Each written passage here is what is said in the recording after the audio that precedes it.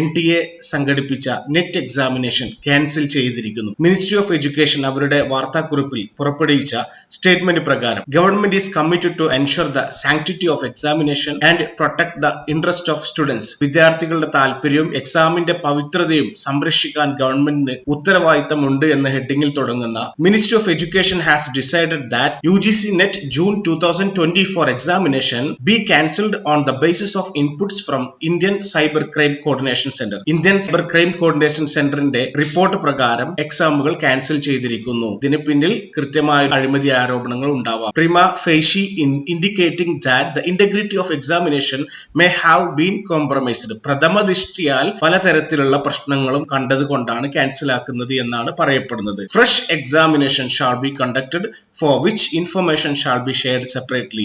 ഇതുമായി ബന്ധപ്പെട്ട് ഒരു പുതിയ എക്സാമിനേഷൻ വീണ്ടും സംഘടിപ്പിക്കപ്പെടുകയും അതുമായി ബന്ധപ്പെട്ട വിവരം പിന്നീട് വിദ്യാർത്ഥികളുമായിട്ട് ഷെയർ ചെയ്യുമെന്ന് പറയപ്പെടുന്നു.